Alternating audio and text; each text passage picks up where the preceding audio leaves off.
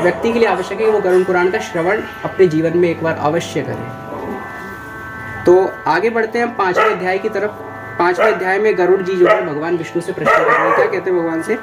ये न च पापेन यद्यच्चिन्हं प्रजायते याम याम योनिम च गच्छन्ति तन्मे कथय केशव। भगवान से बोलते हैं गरुड़ जी की हे भगवान, जिन जिन पापों से जो चिन्ह होता है उन योनियों में जो जाते हैं वह मुझसे कहिए। यानी कि कौन सा पाप करने से व्यक्ति जीव जो है किस योनि में जाता है, कौन से शरीर को धारण करता है, ये भगवान आप मुझे बताइए। भगवान विष्णु से गरुड़देव ऐसा प्रश्न करते हैं। इस प्रश्न के उत्तर में भगवान विष्णु बोलते हैं, श्री भगवान वाच यह पापेर्यांति याम योनिम पापिनो नरकागता ये न पापेन यच्चिन्हं जायते मम तच्छृणु। आगे भगवान कह रहे हैं कि हे गरुड़, नरक से आए हुए प्राणी जिन पापों से जिन योनियों में जाते हैं और जिस पाप से जैसे चिन्ह होते हैं, मतलब व्यक्ति ने जैसा पाप किया इस जन्म में उसके शरीर पर अगर उस प्रकार का चिन्ह दिखाई देता है तो हम पहचान सकते हैं कि इसने पूर्व जन्म में ऐसा कृत्य किया था। अब क्या पहचानें होती हैं ये इस अध्याय में हमें सब पता चलने वाला है। तो आगे के हम श्लोकों का अध्ययन बाद में करेंगे, पहले हम इसका अनुवाद देख लेते हैं, अर्थ देख लेते हैं, व्याख्या देख लेते हैं। तो भगवान विष्णु कहना शुरू करते हैं कि ब्रह्म हत्या करने वाला क्षय रोगी बनकर जन्म लेता है।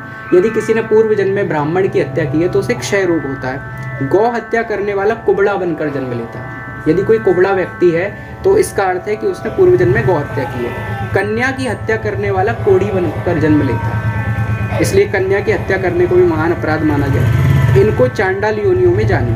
कहते हैं चांडाल योनि, तो चांडाल योनि यही है। क्षय रोगी जो है, कुबड़ा जो है, कोढ़ी जो है, इनको चांडाल योनि कहा गया। आगे बताया गया कि स्त्री का घात करने वाला या गर्भपात करवाने वाला भिल्ल रोगी होता है। अयोग्य गमन करने से नपुंसक, गुरु पत्नी के साथ संग करने से खराब शरीर वाला बनता है।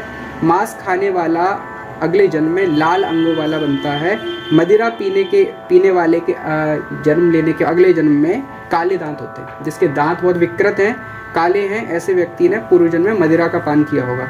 जिह्वा के स्वाद से अभक्ष्य को भक्षण करने वाला ब्राह्मण जलोदरी, यानी कि जिह्वा के स्वाद के लिए जो ना खाने योग्य वस्तुएं अभक्ष्य हैं, जिनका निषेध है मानव जीवन के लिए, ऐसी वस्तुओं का सेवन करना केवल अपने जिह्वा के लोलुपता के कारण, ऐसा करने वाला व्यक्ति जो है वो जलोदरी रोग से पीड़ित होता है। दूसरे को न देकर अकेले मिष्ठान्न भोजन करने वाला कंठमाला रोग से ग्रसित होता है। अब ये सारे रोग आप लोग को पता होगा, जानकारी होगी, मुझे तो जैसा लिखा है मैं वैसा बता रहा हूँ, मुझे सारे रोगों की तो जानकारी नहीं है कौन सा क्या होता है। तो जो दूसरे को ना देकर अकेले मिठाई खाता है, मिठाई सबको बांट के खानी चाहिए क्योंकि मिठाई एक मीठा भोजन है, तो खुशियों का प्रतीक होता है, प्रसन्नता का प्रतीक होता है। लेकिन जो दूसरों को मिठाई दिए बिना खाता है उसको कंठमाला नाम का रोग होता है। श्राद्ध दिन में अशुद्ध अन्न देने वाला जो व्यक्ति है उसे चित्रकुष्ठी रोग होता है। अभिमान से गुरु का अपमान करने वाले को अगले जन्म में मिर्गी होता है। आगे लिखा है वेद शास्त्रों की निंदा करने वाला पांडु रोगी यानी पीलिया से ग्रसित होता है। झूठी साक्षी देने वाला अगले जन्म में गूंगा बनता है, क्योंकि उसने झूठी साक्षी दी, झूठी गवाही दी है, तो भगवान उसको गूंगा बना के जन्म देते हैं कि आगे वो ऐसा फिर से कृत्य ना कर पाए, किसी का अहित ना कर पाए अपनी झूठी गवाही से। आगे लिखा है कि पंक्ति भेद करने वाला काणा बनता है, यानी भेदभाव रखने वाला काणा बन के जन्म लेता है, एक आंख का बन के जन्म लेता है, क्योंकि उसने भेदभाव किया, एक को देखा एक को नहीं देखा, पक्षपात किया, तो भगवान उसको काणा बना के जन्म देते हैं। विवाह में विघ्न करने वाला, किसी का विवाह आदि शुभ कृत्य हैं उनमें कोई विघ्न कर रहा है, उनमें कोई खलल डाल रहा है, तो इस प्रकार का जो व्यक्ति है वो उसका होठ कटा होता है, उसकी पहचान होती है जिसका होठ कटा है तो उसका मतलब उसने पूर्व जन्म में किसी के विवाह में विघ्न डाला था। पुस्तक की चोरी करने वाला जन्मांध बन के जन्म लेता है। जन्मांध क्यों? क्योंकि पुस्तक ज्ञान का प्रतीक है, हमारे अज्ञान रूपी अंधकार को दूर करती हैं पुस्तकें, ज्ञान का प्रकाश देती है, ज्ञान प्रकाश के तुल्य और अज्ञान अंधकार के तुल्य। तो जो किसी की पुस्तक की चोरी करने वाला है वो जन्म से अंधा बन के जन्म लेता है, इसलिए पुस्तक की कभी चोरी नहीं करनी चाहिए।